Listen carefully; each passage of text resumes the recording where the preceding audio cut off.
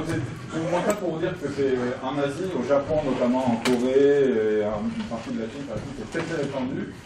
Et c'est une manière donc, de tirer au hasard pour attribuer pour faire des permutations en quelque sorte et attribuer des lots ou des tâches ménagères, on va voir après je vais détailler. Et donc vous trouvez cette vidéo de petits jeunes de Corée ou de Taïwan. Et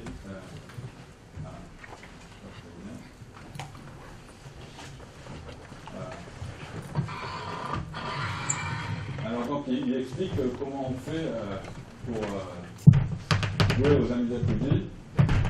Et en fait il suffit d'une feuille de papier et d'un crayon. On trace autant de lignes verticales qu'il y a de participants. Et il faut qu'il y ait autant de participants qu'il y ait autant de lots à gagner en quelque sorte. Donc là ils vont tirer au sort parmi les 4 qui va gagner un stylo, un livre, une voiture et de l'argent. Donc, une fois qu'on a mis les traits horizontaux, là ça allait vite, mais je vais détailler après. Une fois qu'on a mis les traits horizontaux, on met les prénoms des gens, et ensuite on fait le tirage. Et le tirage, ça marche comme ça, on descend, et chaque fois qu'on rencontre une barre horizontale, on la suit. Et donc, lui, il a gagné de l'argent, et lui, il a gagné un stylo. Voilà, et lui, il a gagné le livre. Donc, alors après il faut arrêter parce que YouTube après il propose des vidéos qui n'ont rien à voir avec la chose. Donc. Et donc toujours dans le pré-exposé, si ça se trouve ça filme, alors je ne sais pas, il m'a rien dit de faire. Donc dans le pré-exposé, c'est un sujet évidemment que j'ai trouvé il y a 4 ou 5 ans et que j'ai proposé dans un atelier Math Engine avec les élèves du collège de Montbrison. Et donc ils sont emparés de la chose et ils ont fait une page web, là, donc c'était en 2012-2013, et ils ont fait aussi un petit film que je vous montrerai tout à l'heure, qui explique quelque chose qui se passe avec ces Amiga Koji, donc la réalisation d'une vidéo. On y reviendra tout à l'heure, et là peut-être qu'on va commencer la séance. Donc c'est quelque chose pour vous montrer que c'est quelque chose qui est très très répandu et qui commence à venir en Occident de plus en plus. Vous le trouvez dans un livre en anglais qui s'appelle Mathematical Buffet et qui il y a pas mal d'endroits où vous pouvez trouver. Il y a une page Wikipédia aussi de ça et ça s'appelle aussi Ghost Leg.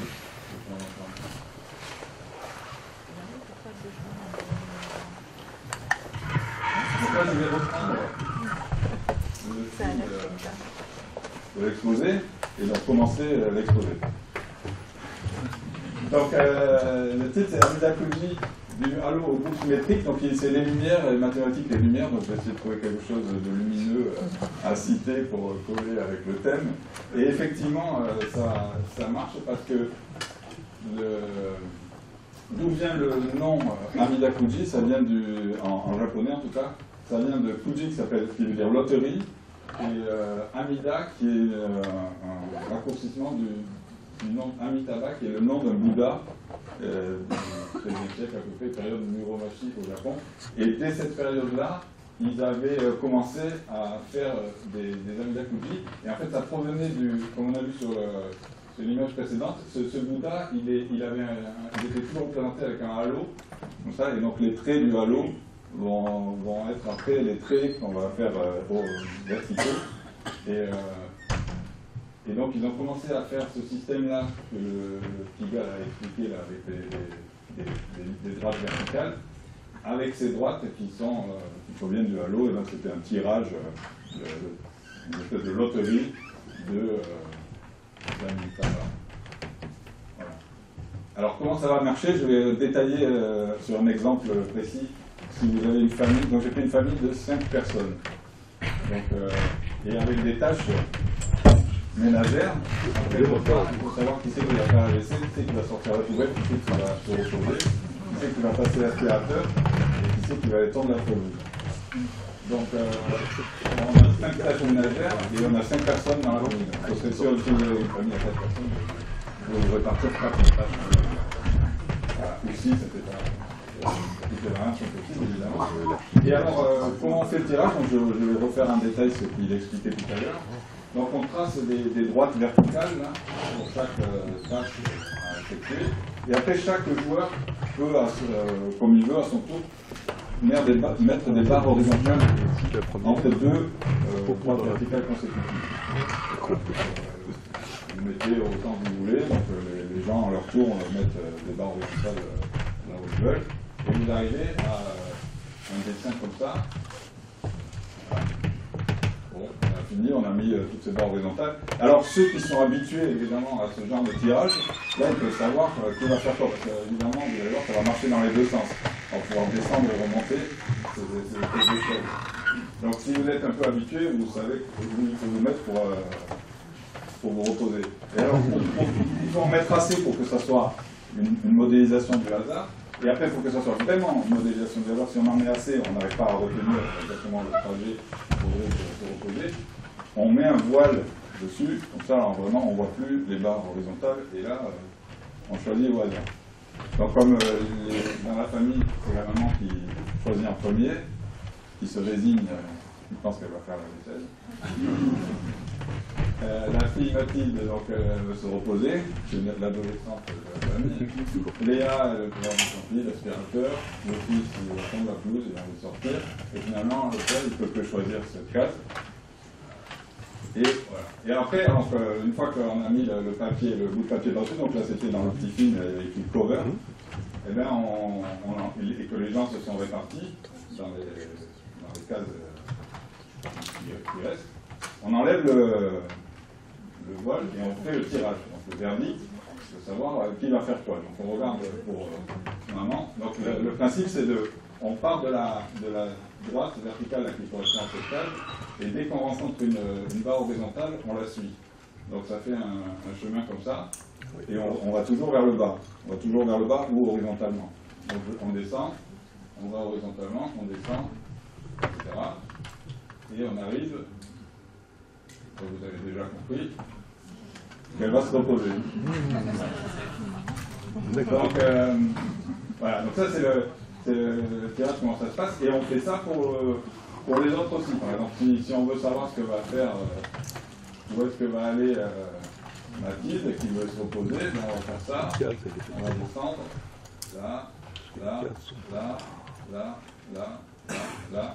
Elle va faire, je ne sais plus ce qu'elle a dit, l'aspirateur. Donc après, exercice, voilà, essayer de trouver, donc on a vu que la mère arrivait ici, où arrivent les autres. Donc normalement, si vous avez compris le principe, c'est pas trop dur, vous devez y arriver. Le suivant, ah oui, j'ai donné la solution. Vous voyez les avoir étalés, mais donc voilà. Donc en Mathilde, on avait fait, c'est l'aspirateur. Le père, il part de là, il descend, il fait ça, il fait ça, il fait ça, hop, hop, hop, hop, hop, hop. Il arrive ici, à la pelouse, il attend la pelouse, et ainsi de suite.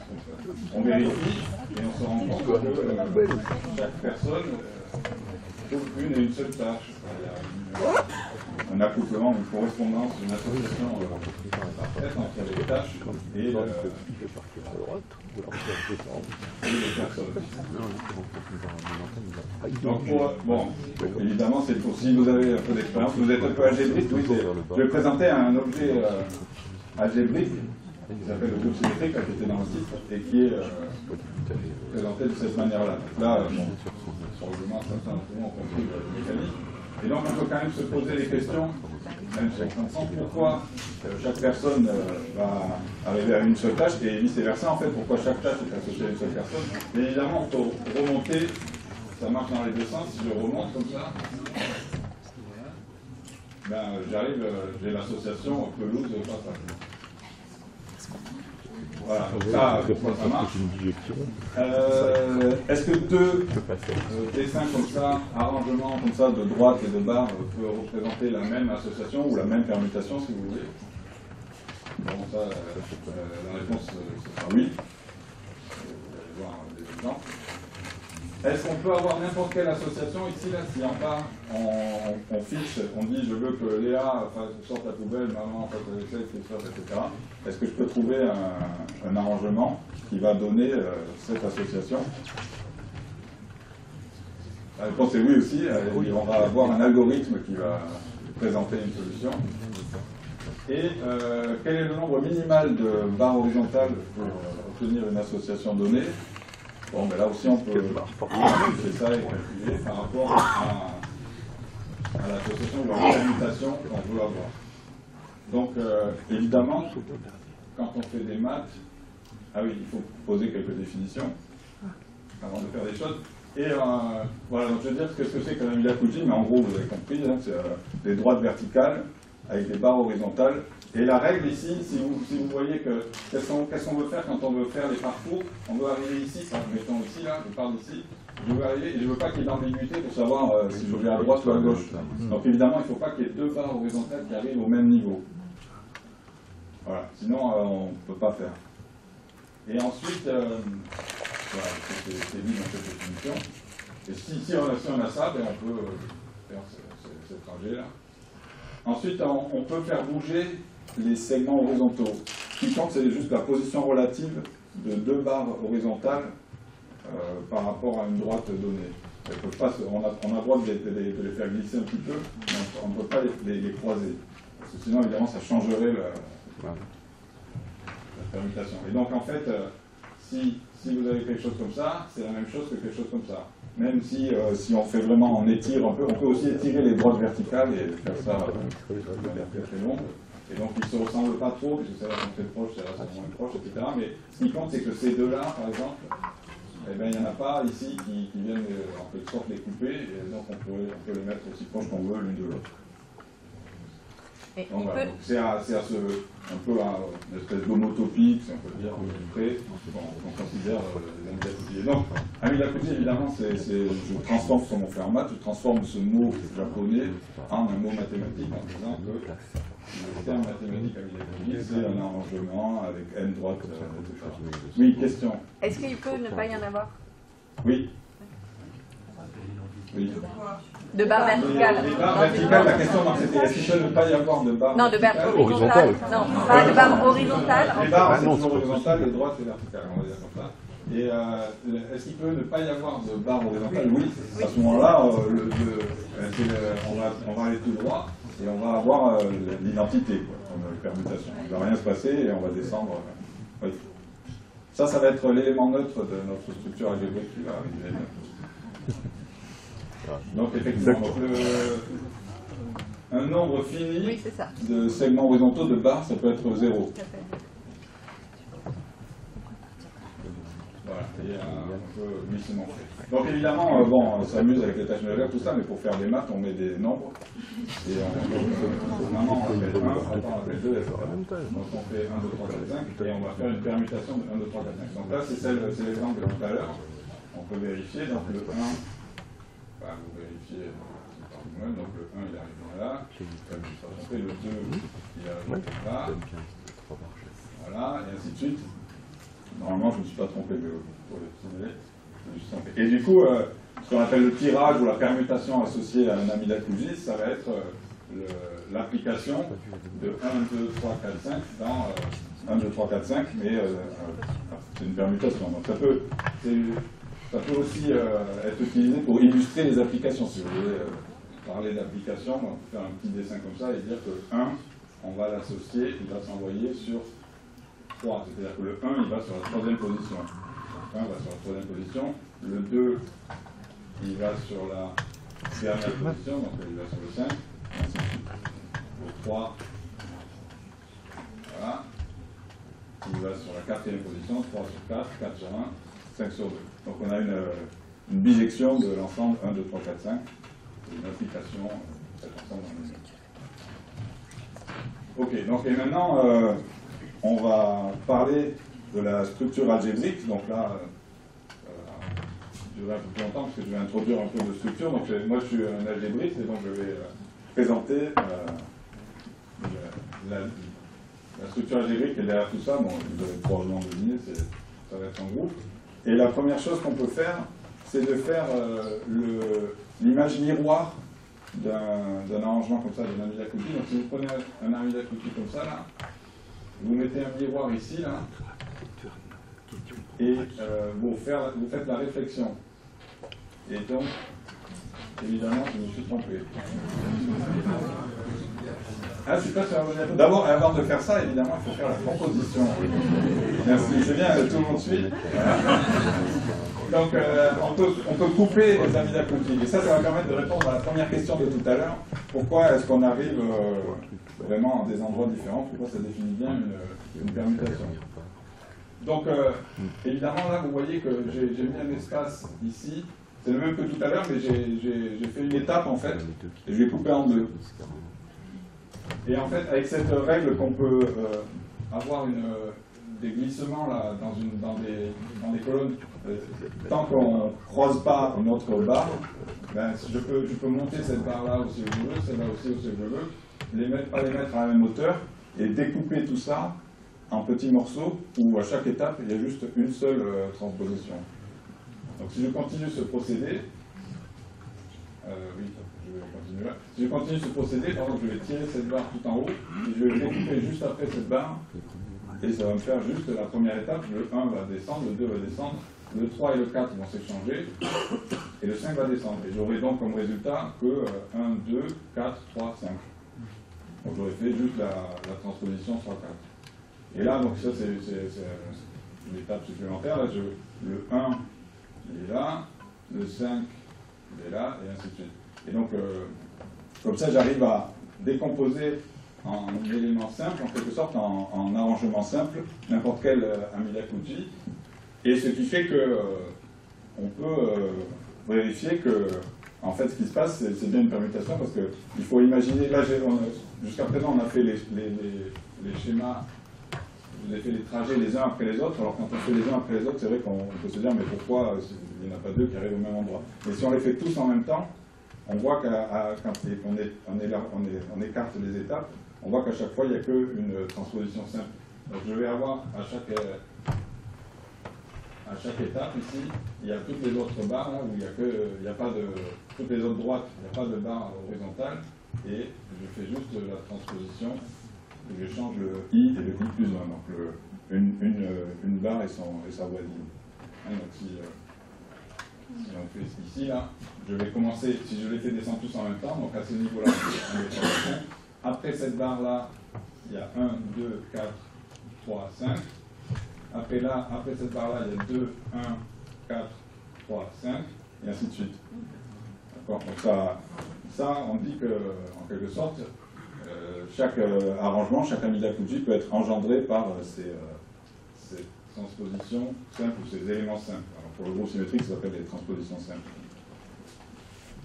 Voilà. Donc ça, et du coup, ça répond à la première question, parce qu'on a bien une permutation des éléments. Ok. Alors après, les réponses aux autres questions, ça viendra un peu plus tard. Et voilà, donc c'est l'inverse, j'avais anticipé un petit peu tout à l'heure. Cette manière de composer les Amida-Kuti, donc de les rabouter, alors évidemment il faut qu'ils aient la même taille. Vous pouvez rabouter quelque chose de taille 5 avec quelque chose de taille 5, mais s'il y a 5 et 4, ça ne marche pas. C'est évident que c'est associatif? C'est évident que c'est associatif. Pour l'instant, je n'ai pas parlé de groupe, donc l'opération est associative, ouais, c'est presque évident. Ouais. Non, vous n'êtes pas convaincu?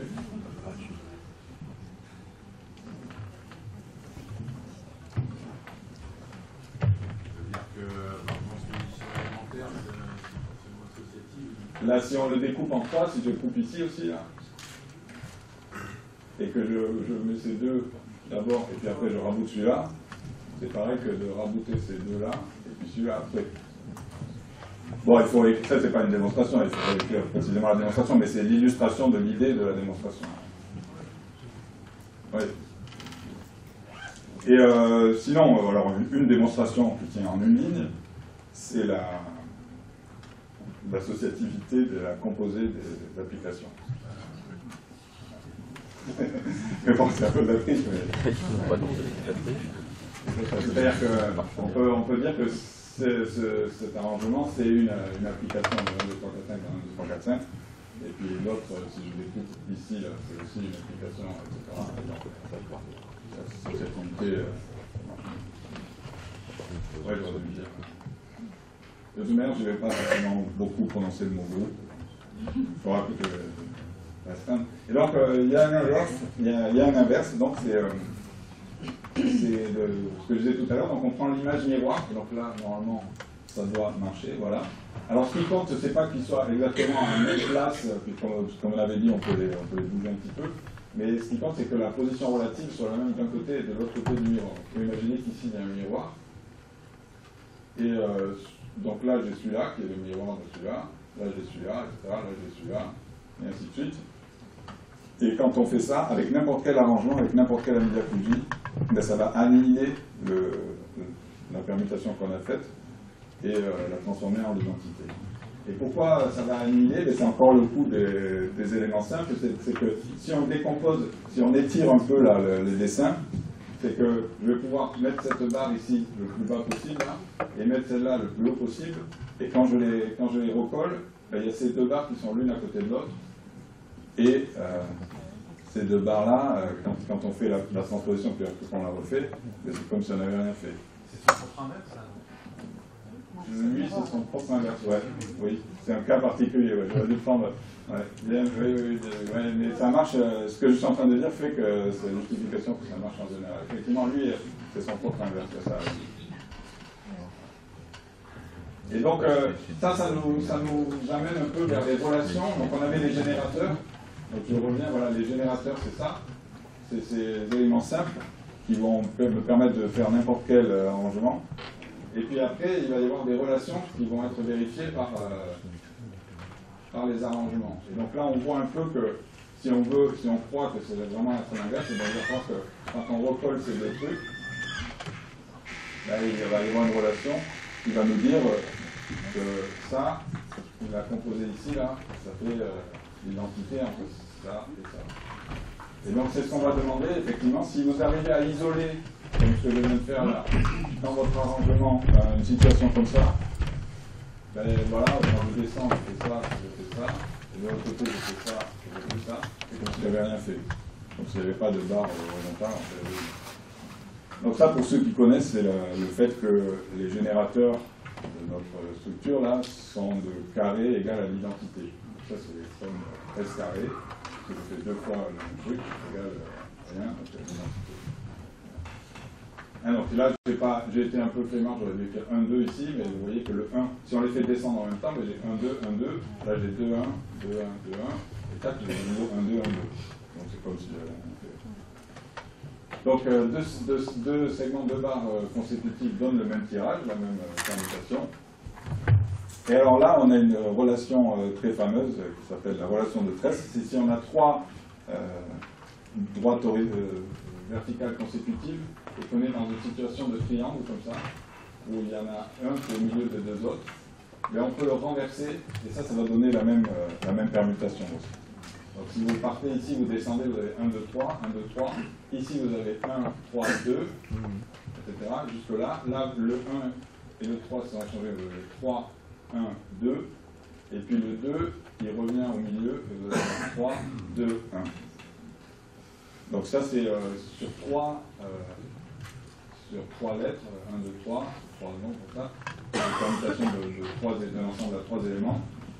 C'est un peu la permutation la plus compliquée qu'on puisse faire. Et donc il y a 1, 2, 3, va associer 3, 2, 1. Et en fait, le trajet du 2, qui est comme ça, là, il peut se faire de l'autre côté aussi. Et donc ici c'est pareil, si vous avez 1, 2, 3, là vous allez avoir 2, 3, 1. Là il y a le 3 et le 1 qui vont se changer, ça fait 2, 1, 3. Et ici, vous mettez le 3 ici, ça change avec le 2, 3, 2, 1. Et donc là, ces deux dessins, ces deux arrangements donnent le même tirage, la même permutation. Et donc ça, ce sont deux relations qui sont vérifiées dans ma structure. Et comme on l'a dit, donc la composition est associative.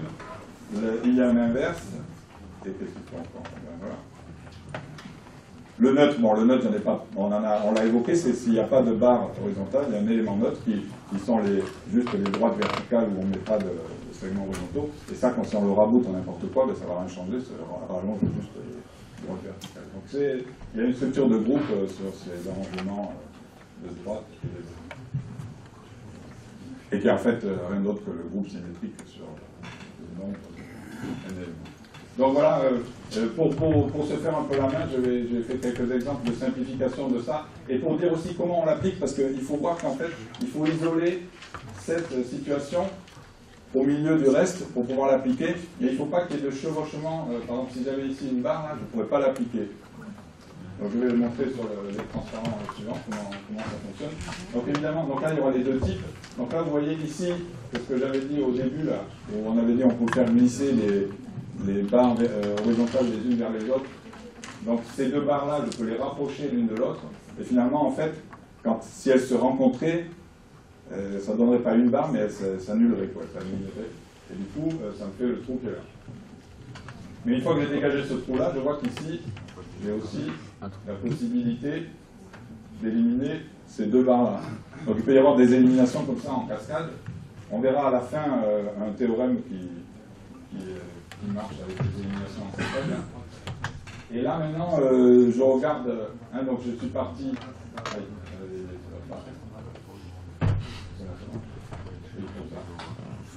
Ça c'est le premier. Donc je suis parti de là, j'ai éliminé ça. Ensuite je vois que je peux éliminer ça.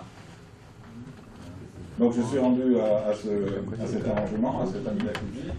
Et là, si on regarde, on ne peut plus vraiment éliminer deux barres consécutives, mais on va pouvoir appliquer des transformations du deuxième type, là, des relations de tresse.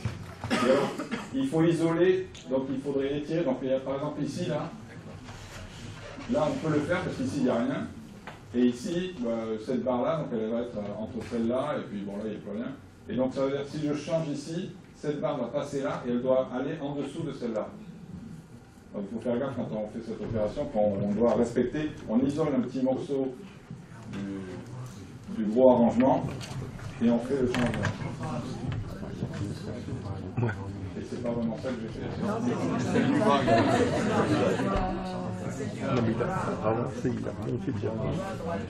Ah, j'ai fait celle-là, oui. Bon, évidemment, il y a plusieurs possibilités. On peut le faire dans un sens et dans l'autre.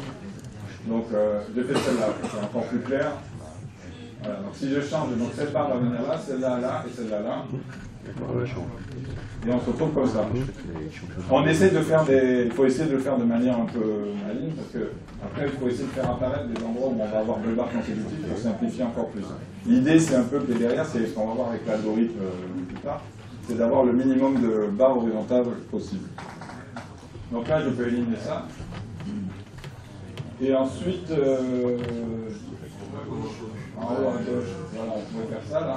Ah oui, est-ce que c'est ça que je fais? Non, c'est pas ça. Donc c'est celle-là là aussi. Alors voilà, celle-là pour illustrer justement ce que je voulais dire, c'est qu'il faut faire. Donc j'isole ce morceau-là, mais cette barre-là, quand elle va traverser, elle ne va pas aller ici, parce que sinon ça changerait la permutation, mais elle va aller en dessous de celle-là, parce que celle-là, donc il faudrait étirer un peu, donc j'aurais dû le faire, mais bon, il faudrait étirer ça là, et le faire descendre, de sorte que quand on va appliquer cette relation de tresse, où cette barre va aller de l'autre côté, celle-là de ce côté, celle-là de ce côté, tout le système, tout le sous Amidakuji doit rester dans la même position par rapport au gros Amidakuji. Donc ça donne ça. Donc ça c'était la barre qui était là et la barre qui était là, celle-là qui était là. Elles sont toutes en dessous de celle-là. Et ensuite, probablement que j'ai fait celui-là, voilà, qui permet de simplifier ici.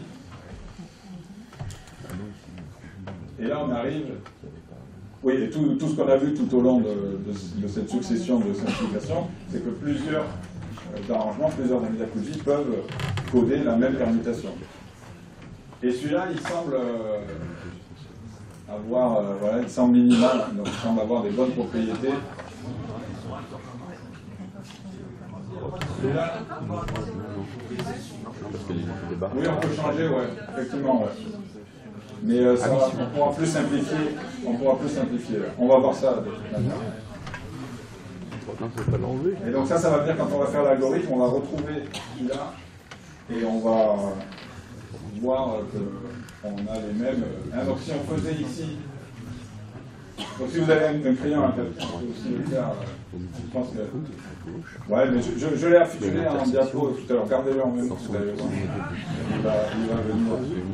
Donc si on change ici, là, effectivement, vous pouvez le faire. Vous pouvez baisser celle-là, monter celle-là et changer. Donc on aurait ici et ici. Mais ça ne fait pas de simplification. Alors, je vais le faire tout de suite. Donc, je vais le faire au tableau. Il y en a 3 en fait. Ils sont minimaux. Donc on part de celui-là. Là. Là. Là. Et là. Donc effectivement, je peux faire ça là. Du coup ça le transforme.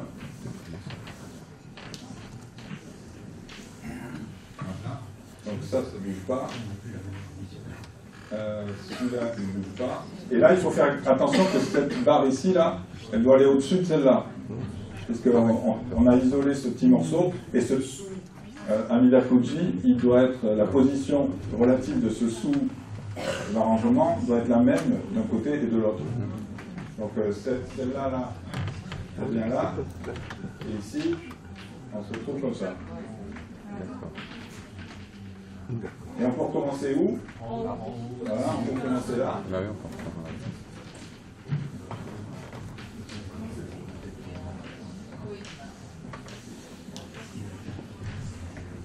Donc si on recommence là, qu'est-ce qu'on va avoir? On va avoir ça. Ici, j'échange. Et là, de nouveau, le truc en rouge doit être dans la même position relative par rapport à l'ensemble. Donc cette barre-là, elle va aller au-dessus de celle-là. Donc je vais retrouver quelque chose comme ça. Là. Et le reste, ça ne bouge pas. Et là.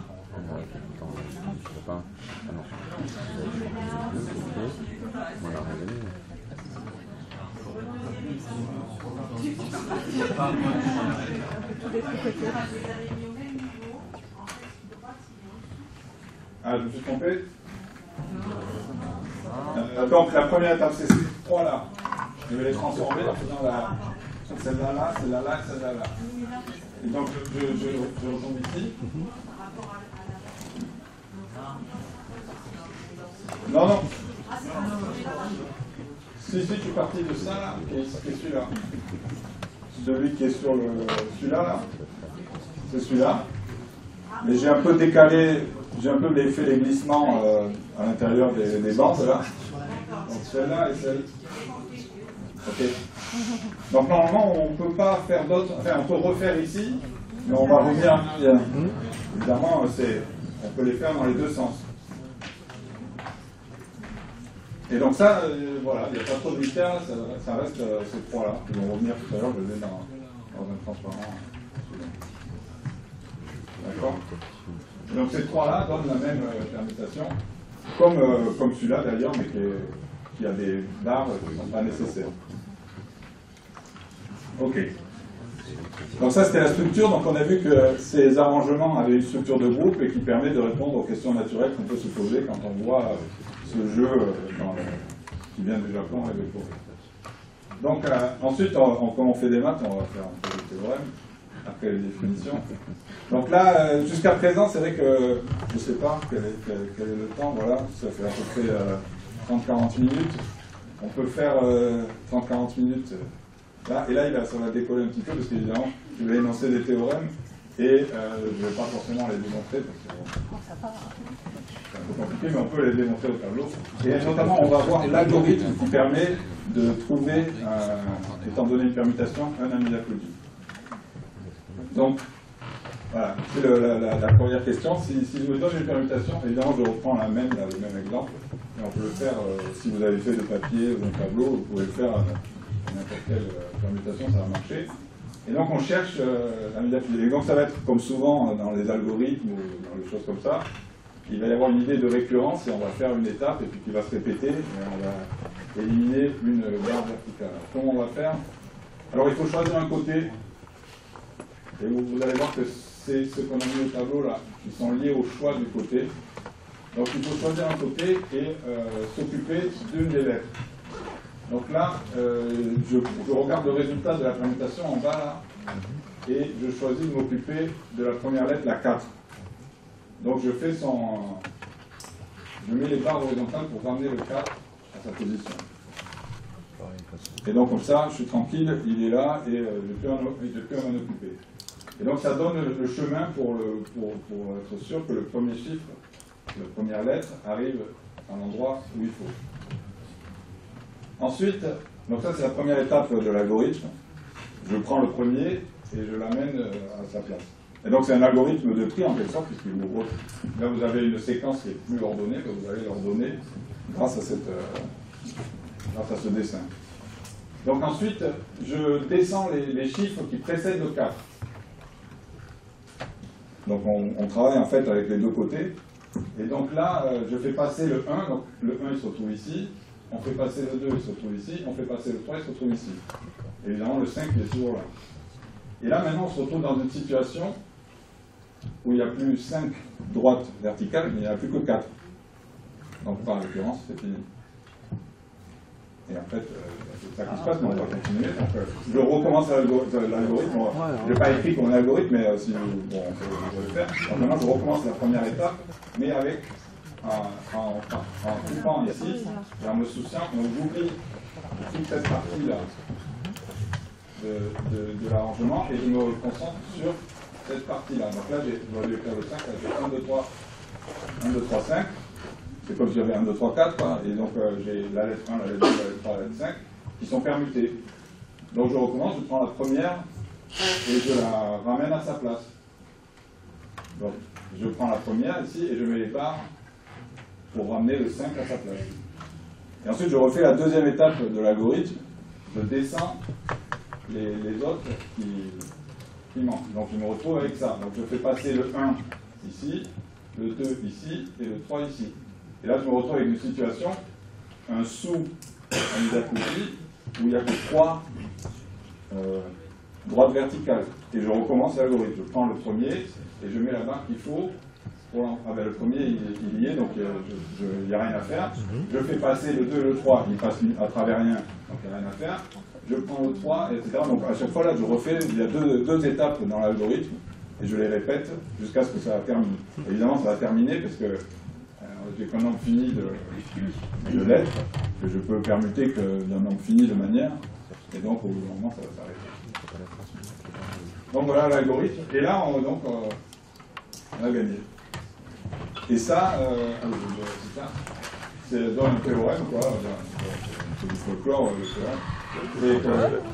Étant donné une permutation, cet algorithme fournit un Amidakuji qui réalise la permutation et même avec un nombre minimum de barres. Donc ça c'est peut-être un peu plus dur à vérifier, mais on peut le démontrer par exemple par récurrence. Jusqu'à chaque étape, on va rajouter le nombre minimum de barres pour ramener la première lettre à la place qu'il faut. Donc au final, si ici j'ai un nombre minimum, un nombre minimum. On peut remonter aussi dans l'autre. Ah oui, alors donc celui-là, là, c'est celui qui correspond à celui-là. Et si vous voulez, on aurait pu, donc si j'ai...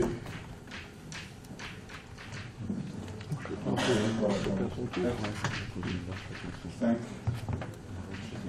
3, 2. J'ai choisi de commencer par le côté gauche. Bon. Et j'aurais pu commencer par la droite. Donc je mets les... donc je vais le faire en rouge ici. Donc je ramène le 2 à sa position. Donc je mets ça pour ramener le 2 à sa position. Ensuite je fais passer... Donc évidemment on va retrouver le même, c'est bien. Je fais passer, donc j'ai ramené le 2 à sa position, et je fais passer les autres qui sont plus grandes. Donc là, tout à l'heure, j'ai passé ceux qui étaient plus petites, maintenant je fais passer ceux qui sont plus grands à travers ce que j'ai mis. Donc le 3, il va arriver là, le 4, le 3, donc il va arriver là, le 4, il va arriver là, et le 5, il va arriver là. Et j'ai le 1 toujours ici. Donc maintenant, j'oublie toute cette partie-là, je peux y toucher, et je me retrouve avec une situation avec 4 droites verticales, et 1, 3, 4, 5, je dois réaliser cette permutation. Donc comme je suis parti de la droite, je vais continuer avec la droite, donc je prends le 3, et je dois le ramener à sa position. Donc il faut que je mette... Donc là il y avait cette barre et cette barre là, mais c'est précisément celle-là là, que je vais mettre ici. Donc je ramène le 3 à sa position, puis je fais passer ceux qui sont plus petits que le 3, donc je me retrouve avec le 5 qui est ici, le 4 qui est ici, et j'ai toujours le 1 qui est ici, et je dois réaliser la permutation 4, 5, 1. Donc il suffit d'échanger, et je le fais par la droite. Donc je dois ramener cette barre et cette barre là, et je dois ramener le 1 à cette position. Et puis je fais passer les choses. Donc le 5 se retrouve ici, et le 4 se retrouve ici, et c'est fini puisqu'ils sont en face de la position. Et donc ça c'était celui qu'on avait obtenu en faisant les relations de presse. Donc ça c'était si vous voulez, c'est le tri, ça c'est le tri par la droite, ici, là, par la gauche. Et ça c'est le tri à droite.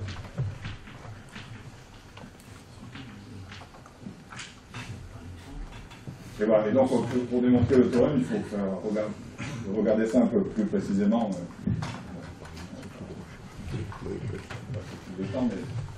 Je voulais parler, voilà, on va refaire le point sur les questions, et après je vais vous énoncer 2 théorèmes, et dont un qui donne lieu à de la recherche mathématique encore actuelle sur ces questions. Donc pourquoi chaque personne est associée à une seule tâche, et une seule tâche à une seule personne, ça on l'a vu, c'est que si on les regarde tous descendre en même temps, ben, ça fait des transpositions simples. Donc à chaque étape, on a une permutation. J'ai dit là, donc j'ai la permutation 3, 4, après je vais avoir la permutation 1, 2 et 3, 4, et ainsi de suite. 2, bon ça c'est, on vient de voir plein d'exemples de cette situation, où 2 amis d'Akouti représentent la même permutation. On vient de voir que l'algorithme de tri là, nous donne la réponse à cette question 3, est-il possible d'obtenir n'importe quelle association de permutation. Et maintenant, donc, je vais un peu discuter du nombre minimal de barres qu'il faut pour avoir une permutation donnée. En fait, et, bon, on va se rendre compte que c'est ce qu'on a eu ici. Donc, pour ça, il faut introduire... donc là, c'est là où ça...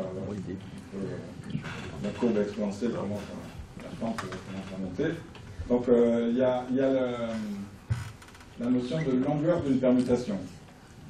Donc on peut, quand on a une permutation, comme ici, là, donc les permutations, il y a l'exemple après, mais ici la permutation qu'on a, c'est 1, 2, 3, 4, 5, j'associe 4, 5, 1, 3, 2.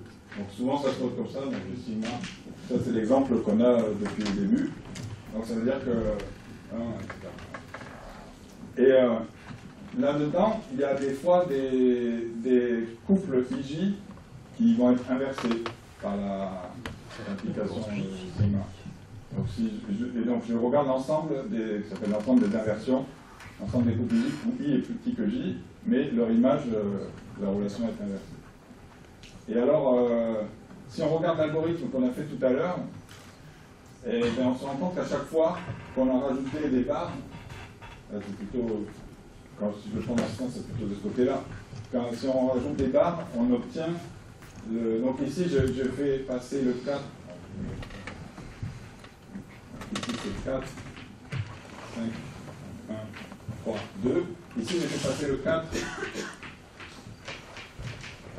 Là. Et donc, j'ai compté, quand j'ai fait passer le 4 à travers le 1, à travers le 2, à travers le 3, ça veut dire qu'avec le 4, à la place du J, là, je vais avoir une inversion avec 3, 2 et 1. Ça va changer l'ordre. Là, le 1 est dans l'ordre par rapport au 4. Et ici, le 4 est avant le 1, avant le 3 et avant le 2. Donc j'ai 3 inversions. Et qui correspondent à ces 3 barres que j'ai mis là. Et comme c'est récursif comme ça, ben, le nombre d'inversions, il va être pareil. Après, pour le 5, ben, là, ils sont tous dans l'ordre, mais ici, le 5, il est avant le 1, avant le 3 et avant le 2. Donc ça fait de nouveau 3 inversions qui sont comptées ici, avec le 5 à la place du J, et puis 1, 2 et 3 à la place du I. Et après, le dernier, c'est que 2 et 3 sont inversés aussi. Et ça, c'est exactement ce qu'on fait quand on a cet algorithme. Et c'est un nombre, évidemment, qui dépend que de sigma. Et le cardinal de cet ensemble, c'est ça qu'on appelle la longueur de sigma. Si vous vous souvenez un peu Donc évidemment, ce groupe-là, symétrique, on l'utilise pour définir le déterminant d'une matrice. Et si vous vous souvenez de vos cours d'algèbre linéaire, vous avez probablement vu ces notions-là dans le cours d'algèbre linéaire. Et la signature d'une permutation qui intervient dans la formule du déterminant, c'est moins 1 à la puissance, la longueur de la permutation, par exemple. Donc ça, c'est ce qu'on fait. Et, oui. Ah oui, tout ça pour dire que maintenant, je vais énoncer un autre théorème qui est là un peu plus compliqué à démontrer, je pense qu'on va le faire. Donc je rappelle ce que j'ai dit tout à l'heure, c'est que le groupe symétrique, donc c'est, si vous voyez ça c'est ce que je traduis en disant que S carré est égal à 1, ou SI si vous voulez, est égal à 1, et quand vous avez ça, c'est pareil que ça, et ça c'est pareil que ça, et ça correspond à S. Donc si ici j'ai SI, ça correspond à la deuxième relation qui est là, qui s'appelle la relation de tresse, et qui est, donc le SI c'est cette permutation, et SI plus 1 c'est celle-là, donc ici ça serait SI plus 1, c'est le premier qu'on fait, ensuite SI, celui-là, et ensuite SI plus 1, qui vont être égal à ici c'est SI plus 1, SI.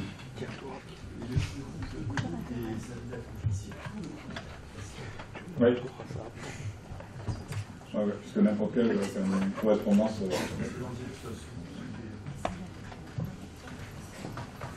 Et le groupe symétrique engendré par. Parce que le groupe symétrique est engendré par ces éléments et avec ces relations. Ouais. Ça, c'est un résultat aussi. Bon.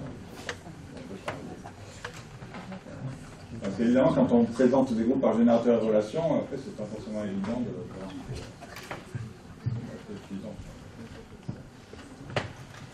Et donc, et en fait, là, c'est un exemple d'une grande famille de groupes qui s'appelle les groupes de Coxeter, qui admettent la même, une présentation analogue, pas la même, mais où on a un système de générateurs, bon, en général, un ensemble fini. Chaque générateur est de carré égal à 1. Et quand on a des relations de ce type-là, où on a un certain nombre de termes, donc ici, vous avez 3 termes dans la relation des tresses, ici, là. Donc vous avez le MST là, pour S égale SI et T égale SI plus 1, égale à 3. Voilà. Et alors selon ce qu'on choisit, évidemment on peut choisir les MST comme on veut, et selon ce qu'on choisit, ça fait des choses assez... Donc c'est toute une famille qui a été inventée donc, par Coxeter. Voilà, et puis alors, ça existait un peu aussi avant, mais ils ont un peu... ranger tout ça, et voilà. Et donc ça peut aussi donner des choses, même si on part d'un S qui est un ensemble fini, ça peut aussi donner un ensemble infini. Puisque quand j'ajoute l'infini ici, là, ça veut dire quoi? Ça veut dire que je vais avoir ici un nombre infini de termes, ici un nombre infini de termes, et en fait ça veut dire qu'il n'y a pas de relation. Ça veut dire que vous pouvez dans votre structure, donc un groupe présenté par générateur de relation, c'est on part. On a un alphabet fini, et on regarde les mots, et puis après, quand on a 2 trucs comme ça, ben on peut le patienter, etc.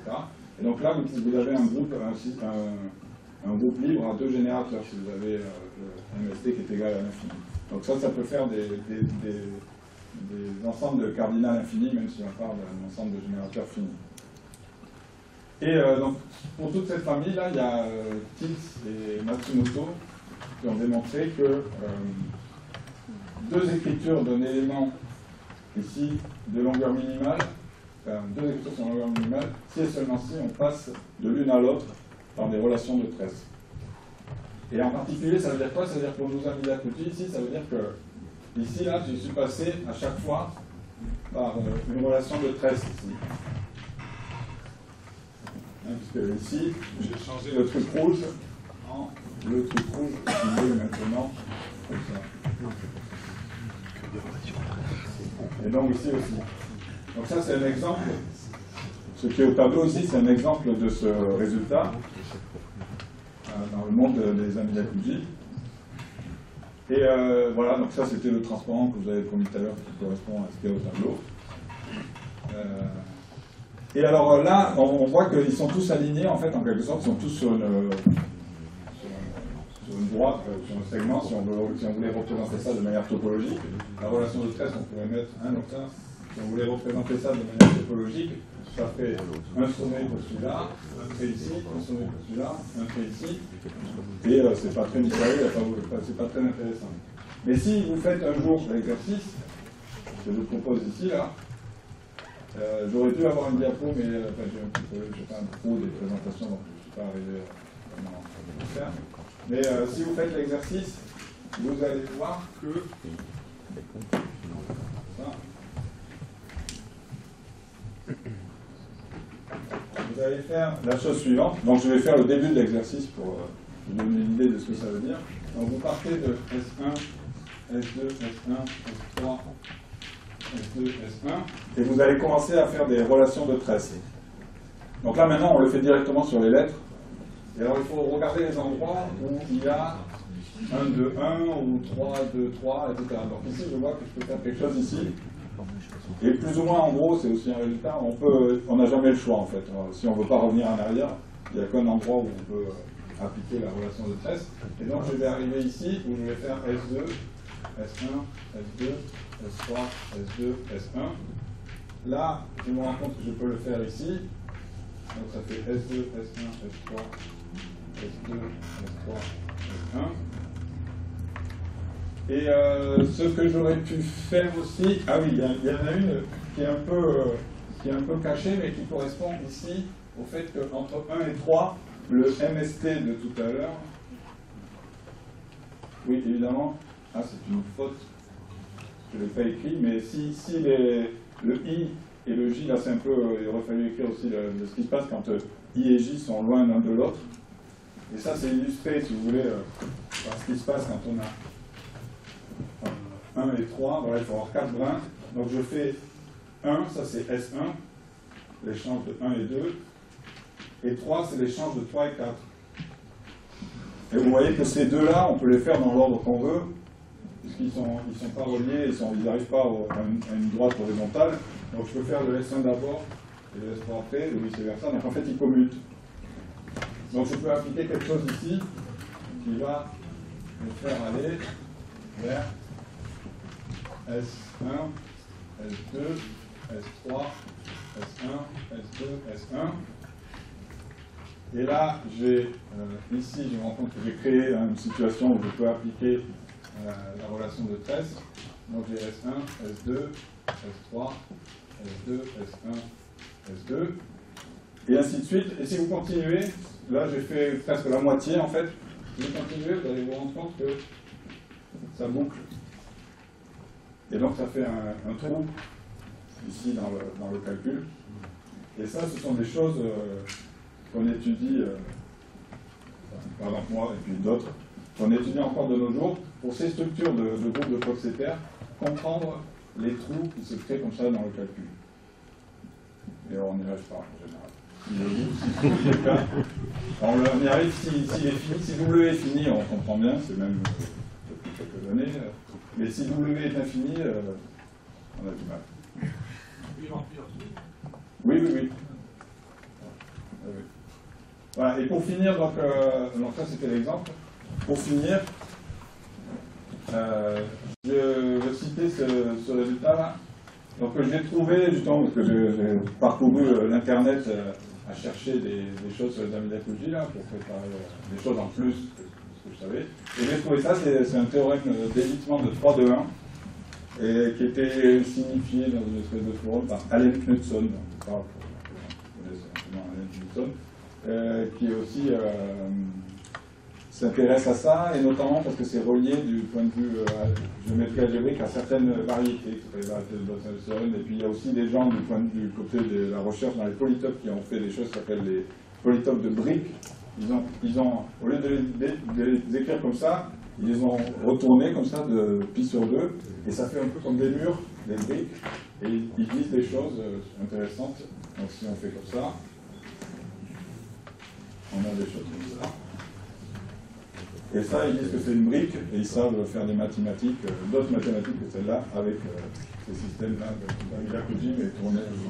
Donc c'est dans les mathématiques actuelles, en recherche, c'est des choses qui sont utilisées. C'est pas un jeu, mais c'est assez rigolo.